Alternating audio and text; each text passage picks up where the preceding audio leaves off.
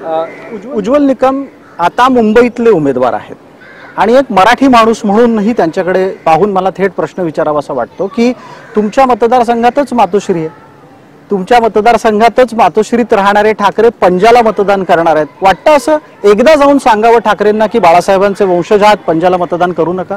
लोकशाही राज्यामध्ये प्रत्येक मतदाराला बोलण्याचं फ्रीडम आहे, लिहिण्याचं फ्रीडम आहे, वागण्याचं फ्रीडम आहे विदिन लिमिटेड स्पिअर.